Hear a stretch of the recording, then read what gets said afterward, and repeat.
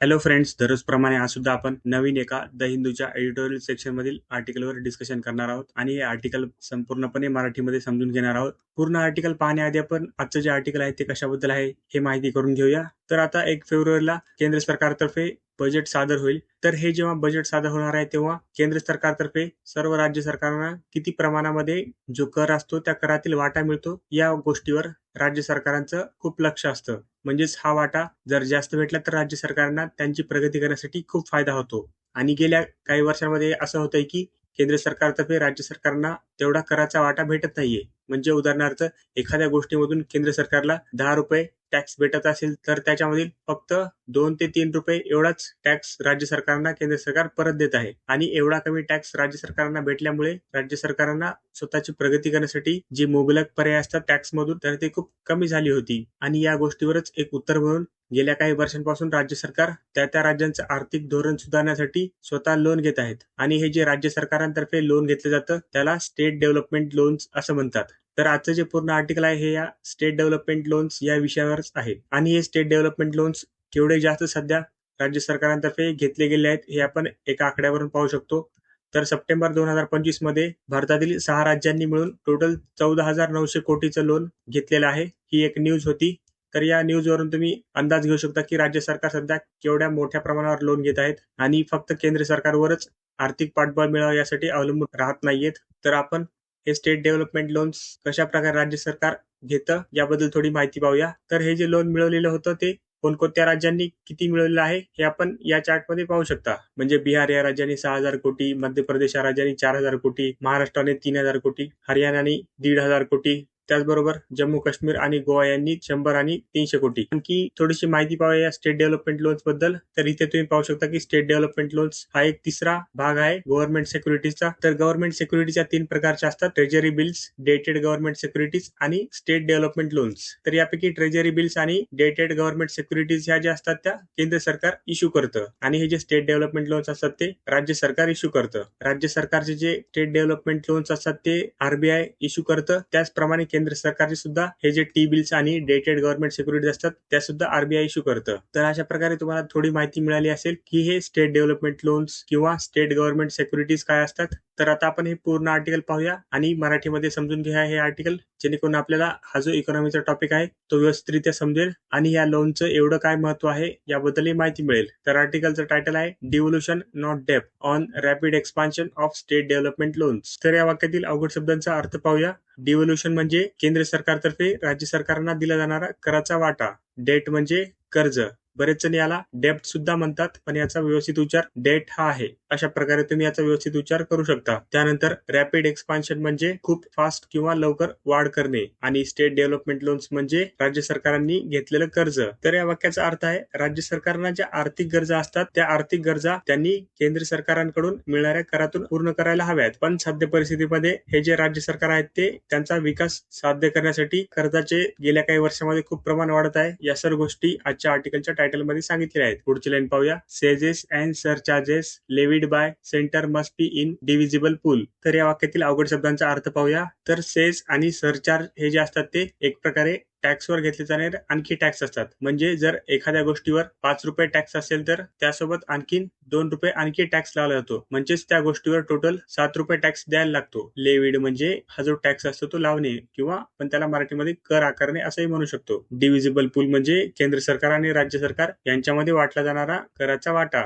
तर आता आपण या पूर्ण वाक्याचा अर्थ पाहूया. तर या वाक्यामध्ये असं सांगितलं आहे की केंद्र सरकारतर्फे हा जो सेस आणि सरचार्ज हे जे 2 टॅक्स लावला जातात तर हा टॅक्स जेव्हा केंद्र सरकारला मिळतो तर तो त्यांनी राज्य सरकारांसोबत सुद्धा वाटून घेतला पाहिजे आणि अशा प्रकारे एक जे व्यवस्थित वाटप होतं ते केलं पाहिजे असं या लाईन मध्ये सांगितलं आहे. पुढची लाईन पाहूया. While the union budget is keenly tracked by states to assess their share in overall central tax devolution, it is becoming increasingly clear that this revenue stream no longer plays the stabilizing role it once did in state finances. तर या वाक्यातील अवघड शब्दांचा अर्थ पाहूया. Union budget म्हणजे केंद्र सरकारतर्फे सादर केला जाणारा अर्थसंकल्प. किनली म्हणजे बारकाईने आणि ट्रॅक्ट म्हणजे लक्ष ठेवणे. ऍसेस म्हणजे तपासणे किंवा त्या गोष्टीचा अंदाज घेणे. सेंट्रल टॅक्स डिव्होल्यूशन म्हणजे केंद्र सरकारतर्फे मिळणारा राज्यांना कराचा वाटा. बिकमिंग इन्क्रीजिंगली क्लिअर म्हणजे हळूहळू स्पष्ट होणे. रेव्हेन्यू स्ट्रीम म्हणजे महसुलाचा स्त्रोत. स्टॅबिलायझिंग रोल म्हणजे स्थैर्य देणारी भूमिका. आणि स्टेट फायनान्सेस म्हणजे राज्य सरकारांची आर्थिक स्थिती. तर इथे असं दिलंय की हे जे बजेट केंद्र सरकारतर्फे प्रस्तुत केलं जातं म्हणजेच अर्थसंकल्पामध्ये केंद्र सरकार राज्य सरकारांना आपल्या करातील वाट्याचा किती अंदाज देतं यावर राज्य सरकारांचं बारकाईने लक्ष असतं. पण आता हा जो केंद्र सरकारतर्फे दिला जाणारा कराचा वाटा असतो हा महसुलाचा जो स्त्रोत आहे तो राज्य सरकारना पूर्वीसारखा उपयोगी राहिलेला नाहीये. हे आता दिवसेंदिवस दिसू लागलेलं आहे. म्हणजे आता राज्य सरकार हे जे खूप स्टेट डेव्हलपमेंट लोन्स घेत आहेत त्यामुळे अशी परिस्थिती सध्या निर्माण झाली आहे असे लाईनमध्ये सांगितलं आहे. पुढची लाईन पाहूया. The evidence lies in rapid expansion of state development loans SDLs, which have emerged as a key financing instrument for states' day-to-day spending needs.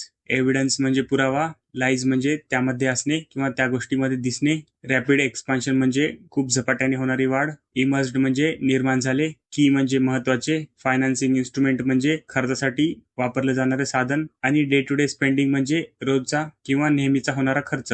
तर वरच्या लाईन मध्ये आपण जसं पाहिलं की राज्य सरकारची जी परिस्थिती होती पूर्वी की ते केंद्र सरकारवर कराच्या वाट्यासाठी अवलंबून राहायचे तर ते आता राहत नाहीत. तर त्याबद्दल या लाईन मध्ये सांगितलंय की या गोष्टीचे पुरावे राज्य सरकारांनी त्यांचा विकास करण्यासाठी जी कर्जाची तरतूद गेल्या काही वर्षांमध्ये त्यांनी केली आहे त्या तरतुदीमध्ये झपाट्याने वाढ होत आहे आणि या कर्जाचा वापर ते त्यांच्या दैनंदिन खर्चासाठी एक महत्वाचं आर्थिक साधन म्हणून बनवत आहेत. म्हणजेच अपेक्षा अशी असते की हे जे स्टेट डेव्हलपमेंट लोन्स घेतलेले आहेत ते 8 वर्ष 10 वर्ष 12 वर्ष अशा काळासाठी जेव्हा राज्य सरकार घेतं किंवा केंद्र सरकार घेतं तेव्हा ज्या पायाभूत सुविधा असतात त्यांच्यासाठी या कर्जाचा वापर केला जावा जेणेकरून त्या पायाभूत सुविधा पूर्ण झाल्यानंतर त्यामधून व्यापार यासारख्या गोष्टी तयार होतील आणि त्यामधून सरकारला टॅक्स मिळेल आणि अशा प्रकारे सरकार हे पैसे परत करू शकेल. पण जर या ठिकाणी राज्य सरकार त्यांच्या दैनंदिन म्हणजे छोट्या गोष्टीसाठी या कर्जाचा वापर करत असेल तर ही एक गंभीर परिस्थिती आहे. पुढची लाईन पाहूया. In 2024-25 revised estimates SDLs amount to about 35% of Tamil Nadu's total revenue receipts and nearly 26% of Maharashtra's.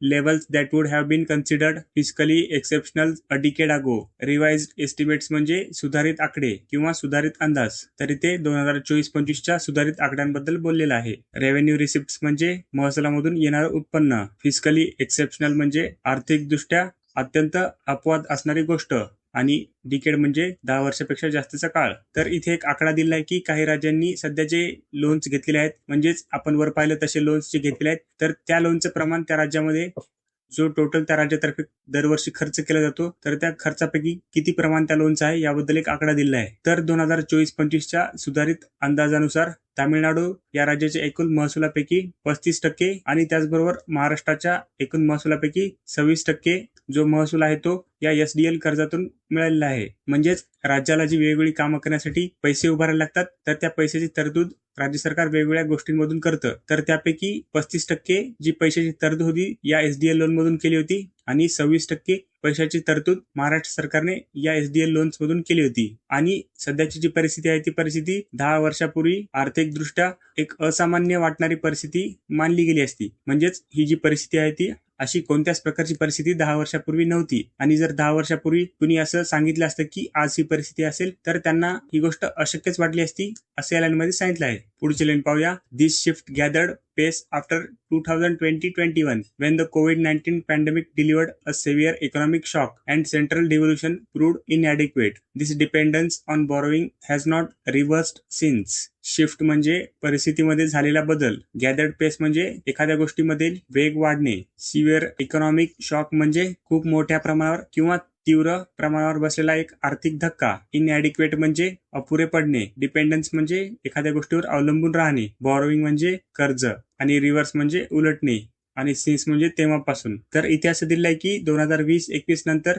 हा जो बदल होता म्हणजेच राज्य सरकार यांच्यातर्फे घेतल्या जाणाऱ्या लोनचा तर हा बदल खूप जास्त लवकर वाढायला लागला. आणि हे होण्यामागं कारण काय होतं तर COVID-19 मुळे निर्माण झालेला मोठा आर्थिक धक्का. आणि या काळामध्ये केंद्र सरकारकडून मिळणारा पैसा राज्य सरकारना त्यांचे आर्थिक धोरण पूर्ण करण्यासाठी अपुरा पडत होता. आणि त्यामुळेच तेव्हापासून राज्य सरकार ही आपली आर्थिक धोरणं व्यवस्थित करण्यासाठी अशा प्रकारची कर्ज उभारायला लागली. आणि ही जी पद्धत निर्माण झाली होती, म्हणजे तात्पुरत्या गरजा पूर्ण करण्यासाठी कर्ज घेण्याची, तर ही कर्जावर अवलंबून राहण्याची पद्धत बदलण्याकडे फारसं कोणी लक्ष दिलं नाहीये. म्हणजेच तेव्हापासून कर्जावरचं हे अवलंबून राहणं काही कमी झालेलं नाहीये राज्य सरकारांतर्फे, असं लाईनमध्ये सांगितलं आहे. पुढची लाईन पाहूया. Instead states are increasingly rely on SDLs borrowings by profit making state PSUs and special purpose vehicles are done to finance even routine revenue expenditure. Instead म्हणजे या उलट, इन्क्रीजिंगली रिलाइंग म्हणजे खूप मोठ्या प्रमाणावर अवलंबून राहणे, प्रॉफिट मेकिंग स्टेट PSUs म्हणजे नफ्यामध्ये असणाऱ्या सार्वजनिक कंपन्या, म्हणजेच अशा कंपन्या ज्या की राज्य सरकारच्या मालकीच्या असतात, त्या कंपन्या प्रॉफिटमध्ये असणे. स्पेशल पर्पज व्हेकल म्हणजे एखादं विशिष्ट काम करण्यासाठी तयार केलेल्या संस्था, म्हणजेच आपण पाहतो की जेव्हा मोठमोठे प्रोजेक्ट असतात, उदाहरणार्थ हायवे किंवा मेट्रो यासारखे प्रोजेक्ट तयार करण्यासाठी, त्या प्रोजेक्टसाठी सुरुवातीला एक स्पेशल पर्पज व्हेकल अशी संस्था उभारली जाते. आणि रुटीन एक्सपेंडिचर म्हणजे नेहमी होणारा खर्च. तर या वाक्यामध्ये असं सांगितलंय की वरच्या वाक्याच्या उलट, म्हणजेच राज्य सरकारांनी हे जे स्वतः त्यांच्यातर्फे कर्ज घेतलं जातं त्या पद्धतीवर जास्त अवलंबून राहायला नको, पण त्या उलट सध्या परिस्थितीमध्ये राज्य सरकार खूप मोठ्या प्रमाणावर या एसडीएल कर्जावर अवलंबून आहेत. आणि त्याचे काही उदाहरण दिले आहेत, म्हणजेच नफ्यामध्ये असणाऱ्या राज्य सरकारच्या कंपन्या त्यांच्या कामासाठी आणि विशेष उद्दिष्ट पूर्ण करण्यासाठी ज्या संस्था स्थापन केल्यात, त्या संस्थांच्या महसुली खर्चासाठी राज्य सरकार आता खूप मोठ्या प्रमाणावर कर्ज उचलत आहेत, असं या लाईनमध्ये सांगितलं आहे. पुढची लाईन पाहूया. This has happened despite the 15th finance commission fixing states share at 41% of the divisible pool as an effective flow of resources has been eroded by giving use of cesses and surcharges which lie outside the divisible pool. This problem is acute for industrialized states with a large direct tax base. Despite म्हणजे तरी सुद्धा, finance commission म्हणजे वित्त आयोग, fix म्हणजे एखादी गोष्ट ठरवणे, इफेक्टिव्ह फ्लो म्हणजे प्रत्यक्ष मिळणारा वाटा, इरोडेड म्हणजे कमी होणे, ग्रोईंग यूज म्हणजे वाढत जाणारा वापर, लाय आउटसाइड म्हणजे एखाद्या गोष्टीच्या बाहेर जाणारी परिस्थिती, डिव्हिजिबल पोल म्हणजे एखाद्या गोष्टीमधून मिळणारा वाटा, तर इथे राज्य सरकारांना मिळणारा वाटा याबद्दल याचा उल्लेख केला आहे. अॅक्यूट म्हणजे खूप मोठा किंवा तीव्र, आणि इनडायरेक्ट टॅक्स बेस म्हणजे अप्रत्यक्ष मिळणाऱ्या कराचा आधार. तर इथे असं दिलं आहे की जो 15वा वित्त आयोग होता, त्या वित्त आयोगाने राज्यांचा जो वाटा आहे तो वाटा 41% एवढा ठरला होता. म्हणजे त्यांनी असं सांगितलं होतं की केंद्र सरकारतर्फे राज्य सरकारांना जो एकूण टॅक्स असेल त्या टॅक्सच्या 41% वाटा भेटेल. पण असं असताना राज्य सरकार खूप मोठ्या प्रमाणावर स्वतःच कर्ज घेत आहेत, अशी परिस्थिती निर्माण होत आहे. आणि यामागे कारण काय आहे तर सेस आणि सरचार्ज, म्हणजे जरी टॅक्स एकूण वाढले असले तरी हे जे टॅक्स आहेत त्या टॅक्समधील सरचार्ज आणि सेस हे जे दोन भाग असतात, तर ते फक्त केंद्र सरकार त्यांच्याकडे ठेवून घेतं. आणि अशा प्रकारे जरी देशामध्ये टॅक्सचं प्रमाण खूप वाढलं असेल तरी सुद्धा जेवढे मिळायला हवं तेवढा कराचा वाटा राज्य सरकारना परत भेटत नाही. आणि अशी परिस्थिती निर्माण झाली आहे, म्हणूनच राज्य सरकार स्वतः आपल्या पद्धतीने कर्ज घेत आहेत. आणि मोठ्या प्रमाणात अप्रत्यक्ष कराचा आधार असलेले जे राज्य आहेत, औद्योगिकरित्या प्रगत असलेले, तर या राज्यांसाठी ही जी परिस्थिती आहे, म्हणजेच केंद्र सरकारतर्फे कराचा कमी वाटा दिला जातो, तर ही एक गंभीर परिस्थिती आहे. या सर्व गोष्टी इथे सांगितल्या होत्या. पुढची लाईन पाहूया. Since the introduction of GST in 2017, a sustainable share of these revenues is collected by the center and redistributed through a formula that often weakens the fiscal link between tax effort and reward. Since म्हणजे जेव्हापासून, introduction म्हणजे सुरुवात, substantial share म्हणजे खूप मोठ्या प्रमाणावर असणारा हिस्सा, रिडिस्ट्रीब्युटेड म्हणजे परत वाटप करणे, थ्रू अ फॉर्म्युला म्हणजे एका फॉर्म्युल्याद्वारे, विकन्स म्हणजे कमकुवत करणे, फिस्कल लिंक म्हणजे आर्थिक संबंध, टॅक्स एफर्ट अँड रिवॉर्ड म्हणजे कर मिळण्यासाठी केलेले प्रयत्न आणि त्यामधून मिळणारा फायदा. तर इथे असं दिलंय की 2017 मध्ये जेव्हा जीएसटी हा कायदा सुरू झाला, तर तो सुरू झाला तेव्हापासूनच केंद्र सरकारकडून मोठ्या प्रमाणात महसूल गोळा केला जात होता. आणि तो अशा पद्धतीने किंवा अशा फॉर्म्युल्याने केंद्र सरकारद्वारे राज्य सरकारांना वाटला जात होता, ज्यामुळे की कर मिळण्यासाठी केले जाणारे प्रयत्न आणि त्यामधून मिळणारा फायदा या दोन गोष्टीमधील जे संबंध होते ते खूप कमकुवत होत होते. म्हणजेच जीएसटी मधून मिळणारा जो कर होता तो खूप मोठ्या प्रमाणावर केंद्र सरकारलाच भेटत होता आणि तेवढा फायदा राज्य सरकारांना मिळत नव्हता. त्यामुळेच हा जो कर होता तर तो आकारण्यामागं केला जाणारा प्रयत्न राज्य सरकारांतर्फे कमी असायचा, कारण त्यांना त्या गोष्टीमधून तेवढा फायदा भेटत नव्हता. आणि या सर्व गोष्टीमुळेच जीएसटी मधून मिळणारा फायदा, त्यासाठी केले जाणारे प्रयत्न, या दोन्ही गोष्टीमधील जे केंद्र सरकार आणि राज्य सरकार यांचे प्रयत्नाबद्दलचे संबंध होते ते कमकुवत होत चालले होते. पुढची लाईन पाहूया. Consequently, welfare commitments, retired employees, and mass health insurance schemes for the poor are increasingly being funded through domestic borrowing. Consequently म्हणजे परिणामी वेलफेअर कमिटमेंट्स म्हणजे ज्या कल्याणकारी योजना असतात त्यांच्यासाठी जो सरकारतर्फे खर्च केला जातो त्या संबंधीच्या जबाबदाऱ्या. मास हेल्थ इन्शुरन्स स्कीम म्हणजे खूप मोठ्या प्रमाणावर पुरवल्या जाणारी आरोग्य संबंधीच्या योजना. फंडेड थ्रू म्हणजे ज्यातर्फे खर्च केला जाणे. आणि डोमेस्टिक बॉरोइंग्स म्हणजे देशांतर्गत जे पर्याय असतात त्यांच्याकडूनच घेतलेले कर्ज. तर मागच्या लाईनमध्ये जसं आपण पाहिलं की जीएसटी या करामधून फक्त केंद्र सरकारला जास्त फायदा होत होता आणि राज्य सरकारला तेवढा फायदा होत नव्हता. त्यामुळे राज्य सरकार जे ज्येष्ठ नागरिक आणि निवृत्त होणारे कर्मचारी असतात तर त्यांच्या पेन्शनसाठी आणि त्याचबरोबर गरिबासाठीच्या आरोग्य योजनासारख्या कल्याणकारी योजनासाठी देशांतर्गत जे पर्याय असतात त्या पर्यायामधूनच कर्ज उभारण्याचा राज्य सरकार प्रयत्न करत होतं असं या लाईनमध्ये सांगितलं आहे. पुढची लाईन पाहूया. This limit the availability of funds for public capital expenditure and private investment which is essential to sustain growth. Limit म्हणजे मर्यादा आणणे किंवा अडचण आणणे. पब्लिक कॅपिटल एक्सपेंडिचर म्हणजे सार्वजनिक भांडवली खर्च म्हणजे एक प्रकारे विकासासाठी केला जाणारा खर्च. इसेन्शियल म्हणजे महत्वाचे असणे किंवा आवश्यक असणे. सस्टेन ग्रोथ म्हणजे वाढ टिकवणे. तर वरच्या लाईनमध्ये जसं आपण पाहिलं की राज्य सरकारांतर्फे हे जे कर्ज नेहमीच्या कामांसाठीच वापरले जाते त्यामुळे जो विकासासाठी लागणारा खर्च आहे म्हणजे सार्वजनिक भांडवली खर्च आहे ज्यामधून की राज्यातील पायाभूत सुविधांची बांधणी करता आली असती आणि त्याचबरोबर खाजगी गुंतवणुकीसाठी राज्य सरकारांजवळ अशा परिस्थितीमध्ये जास्त निधी उपलब्ध नाहीये आणि खाजगी गुंतवणूक राज्य सरकारने न केल्यामुळे ज्या महत्वाचे म्हणजेच टेक्नॉलॉजी संबंधीचे आणि त्याचबरोबर काही जे मोठे प्रोजेक्ट असतात त्यामध्ये राज्य सरकार गुंतवणूक करू शकत नाहीये. त्यामुळे आर्थिक वाढ टिकवण्यासाठी जी आवश्यक बाब असते राज्य सरकारच्या प्रगतीमध्ये त्या गोष्टीला एक अडसर निर्माण होत आहे. म्हणजेच विकासासाठी जी आवश्यक ठिकाणी पैसे लावण्याची गरज आहे राज्य सरकारांतर्फे त्या ठिकाणी पैसे कमी पडत आहेत असं या लाईनमध्ये सांगितलं आहे. पुढची लाईन पाहूया. A comparison of borrowing patterns over the past 5 years across Punjab, Uttar Pradesh, Tamil Nadu, Maharashtra and West Bengal underlines this trend. Comparison म्हणजे तुलना. बॉरोइंग पॅटर्न्स म्हणजे कर्ज घेण्याची जी पद्धत आहे किंवा एकसारखेपणा आहे तो. अंडरलाइन्स म्हणजे स्पष्टपणे दर्शवतो किंवा दाखवतो. ट्रेंड्स म्हणजे एखाद्या गोष्टीकडे असणारा कल.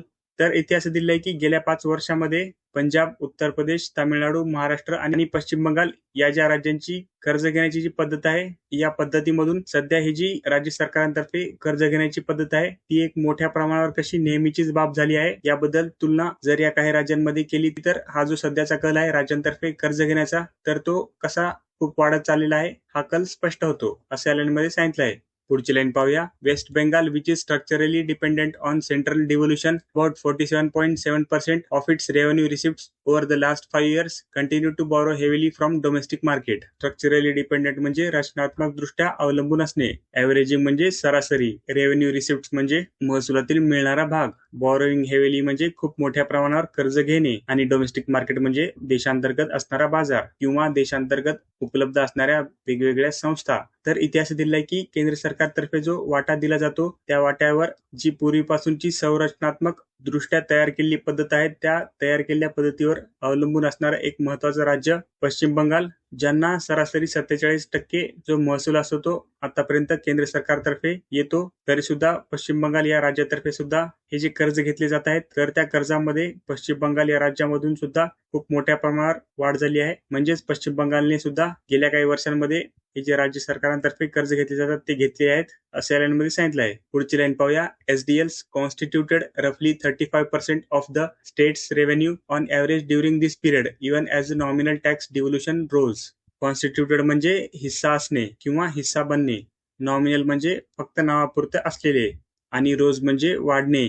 हा रोज जो आहे तो राईसचा पास्ट टेन्स आहे. तर या वाक्यामध्ये गेल्या काही काळातील म्हणजेच आपण वर पाहिलं तसं 5 वर्षामध्ये जी परिस्थिती होती त्याबद्दल सांगितलं आहे. तर या काळामध्ये जे कर वाटप होते ते नावापुरते जरी वाढले असले तरी सरासरी राज्याचे जे महसूल होता तर त्या महसुलामधील सुमारे 35% कर्ज जे होते ते या एसडीएल मधूनच आलेले आहे. म्हणजे केंद्र सरकारकडून राज्य सरकारना दिला जाणारा जो महसूल आहे तो जरी नावापुरता म्हणजेच काही प्रमाणामध्ये वाढला असेल तरी सुद्धा राज्य सरकार खूप मोठ्या प्रमाणावर या कर्जातून आपली कामे करत आहेत. म्हणजे जवळपास 35% राज्य सरकारांच्या महसुलातील भाग या एसडीएल कर्जामधूनच होत आहे असं या लाईनमध्ये सांगितलं आहे. पुढची लाईन पाहूया. This points to a steady erosion of states' fiscal autonomy with potentially serious microeconomic consequences as debt to GSDP ratios rise while assured revenue streams weaken. Steady erosion म्हणजे सातत्याने कमी होत जाणे किंवा घटत जाणे. फिस्कल ऑटोनॉमी म्हणजे आर्थिक बाबतींमध्ये असणारी स्वायत्तता, म्हणजेच आर्थिक बाबी स्वतःवरून पूर्ण करू शकत असण्याची क्षमता. मॅक्रो इकॉनॉमिक म्हणजे व्यापकदृष्ट्या, म्हणजे मोठं जर आपण आर्थिक चित्र पाहिलं तर त्या चित्राच्या दृष्टिकोनातून. कॉन्सिक्वेन्सेस म्हणजे परिणाम, आणि हे GSDP जे आहे ते राज्याच्या GDP बद्दल आहे. तर इथे डेब्ट टू GDP म्हणजे कर्ज आणि राज्याच्या उत्पन्नाचं असलेलं प्रमाण. राईज म्हणजे वाढ होणे. ॲश्युअर्ड म्हणजे खात्रीने मिळणारे. रेव्हेन्यू स्ट्रीम्स म्हणजे महसूल मिळण्यासाठी असणारे पर्याय. आणि वीकन म्हणजे कमी होणे. तर इथे असं दिलंय की आतापर्यंत आपण जी सर्व परिस्थिती पाहिली केंद्र आणि राज्य यांच्यामधील, तर यामधून राज्यांची जी आर्थिक स्वायत्तता आहे ती हळूहळू कमी होत चालल्याचे दिसते. आणि त्याचबरोबर राज्याचं कर्ज आणि उत्पन्न या बाबतीचं जे प्रमाण आहे, म्हणजेच कर्ज जास्त आहे उत्पन्नापेक्षा, तर हे प्रमाण वाढत असताना काही खात्रीशीर पद्धतीमधून महसूल राज्य सरकारना मिळत नसल्यामुळे ही जी सध्याची परिस्थिती आहे, म्हणजेच राज्य सरकार खूप मोठ्या प्रमाणावर कर्ज उभारत आहेत. या परिस्थितीचे खूप व्यापक आर्थिक परिणाम भविष्यामध्ये होऊ शकतात, असे या लाईनमध्ये सांगितले आहे. पुढची लाईन पाहूया. If debt rather than devolution becomes a primary shock absorber in India's federal system, fiscal sustainability itself comes under strain. Debt म्हणजे कर्ज, डिव्होल्यूशन म्हणजे केंद्र सरकारतर्फे दिला जाणारा कर्जाचा हिस्सा, फेडरल सिस्टीम म्हणजे संघराज्य असणारी पद्धत, म्हणजेच आपला जो देश आहे तो केंद्र सरकार आणि राज्य सरकार या दोघांच्या एकत्र कार्यपद्धतीने आणि सहकार्याने चालवला जातो. फिस्कल सस्टेनेबिलिटी म्हणजे आर्थिकदृष्ट्या जी चांगली परिस्थिती असते ती टिकून ठेवणे, आणि स्ट्रेन म्हणजे संकटाची परिस्थिती निर्माण होणे. तर इथे असं दिलंय की भारताच्या संघराज्य व्यवस्थेमध्ये जो केंद्र सरकारतर्फे राज्य सरकारांना वाटा दिला जातो, त्या वाट्याऐवजी जर हे राज्य सरकारांतर्फे नेहमी घेणारं कर्ज राज्य सरकारांवर येणाऱ्या संकटापासूनचं साधन बनलं, तर यामुळे भविष्यामध्ये खूप मोठं आर्थिक संकट येऊ शकतं. म्हणजेच केंद्र सरकार आणि राज्य सरकार एकत्र येण्यामागं जे काही आर्थिक संबंध असतात, तर हे संबंध जर या राज्य सरकारांतर्फे घेतलेल्या कर्जामुळे पूर्ण होत असतील, तर त्यामुळे भविष्यामध्ये केंद्र सरकार आणि राज्य सरकार यांच्यामधील जे आर्थिकदृष्ट्या एकत्रीकरण काम करण्याची पद्धत आहे, तो आर्थिक टिकाव धोक्यात येऊ शकतो, असे या लाईनमध्ये सांगितलं आहे. पुढची लाईन पाहूया. India needs higher effective devolution and reworking of horizontal devolution criteria to give greater weight to tax effort and efficiency. Taxes and surcharges must be brought into divisible pool. Effective devolution म्हणजे प्रत्यक्ष पद्धतीने मिळणारा कराचा वाटा, म्हणजेच अशा पद्धतीने कराचं वाटप करणे जेणेकरून केंद्र सरकार आणि राज्य सरकारांना व्यवस्थित या करामधून वाटा मिळेल. हॉरिझॉन्टल डिव्होल्यूशन म्हणजे केंद्र सरकारांकडून राज्य सरकारांना मिळणारा कराचं जे वाटप असतं त्याबद्दलची पद्धत. क्रायटेरिया म्हणजे नियम. इफिशियन्सी म्हणजे कार्यक्षमता. ब्रॉट इनटू म्हणजे त्या गोष्टीमध्ये समावेश करणे, आणि डिव्हिजिबल पूल म्हणजे वाटप करण्यायोग्य असा कराचा साठा. तर या लाईनमध्ये काही अशी सोल्युशन म्हणजेच काही उत्तरं सांगितली आहेत की जे करून हे जे सध्या संकट आहे, म्हणजेच राज्य सरकार स्वतः आपली आर्थिक गरज पूर्ण करण्यासाठी कर्ज घेत आहेत, तर ती जी पद्धत सध्या राज्य सरकारांनी सुरू केली आहे ती कशी थांबवता येईल याबद्दल काही सोल्युशन सांगितले आहेत. तर त्यामध्ये असं सांगितलं आहे की भारत सरकारने सध्या जे प्रत्यक्ष अधिक करवाटप होते या पद्धतीमध्ये, आणि त्याचबरोबर जे केंद्राकडून राज्य सरकारांना कराचं वाटप होतं, या कराच्या वाटपाच्या नियमांमध्ये म्हणजेच या दोन नियमांमध्ये बदल करणं आवश्यक आहे, आणि असे नियम आणण्याची गरज आहे ज्यामध्ये की होईल तेवढा जास्त कर मिळण्यासाठी केंद्र सरकार आणि राज्य सरकार यांनी मिळून काम केलं पाहिजे, असे अर्ध्या लाईनमध्ये सांगितलं आहे. आणि त्याचबरोबर पुढे असं सांगितलं आहे की सध्या केंद्र सरकारला मिळणारे हे जे सेस आणि सरचार्ज हे टॅक्स आहेत, तर ते केंद्र सरकारसोबत राज्य सरकारांनाही मिळायला हवेत, जेणेकरून या टॅक्समधून राज्य सरकारांनाही खूप मोठ्या प्रमाणावर एक कराचा भाग मिळेल, आणि त्यांचंही बऱ्याच प्रमाणावर जे आर्थिक कामकाज असतं ते टॅक्समधून पूर्ण होईल, आणि त्यामधूनही राज्य सरकारांची सध्याची ही जी पद्धत आहे कर्ज घेण्याची ती सुद्धा कमी होऊ शकते. तर अशा पद्धतीने सध्या हे राज्य सरकारांतर्फे हे जे स्टेट डेव्हलपमेंट लोन्स घेतले जात आहेत त्या कर्जाचे कसे परिणाम होऊ शकतात, आणि ते राज्य सरकारांनी का घेतले नाही पाहिजेत, आणि केंद्र सरकार ही जी राज्य सरकारांतर्फे कर्ज घेण्याची पद्धत आहे ती थांबवण्यासाठी काय काय गोष्टी करू शकतं, या सर्व गोष्टी आपण आजच्या आर्टिकलमध्ये पाहिल्या. धन्यवाद.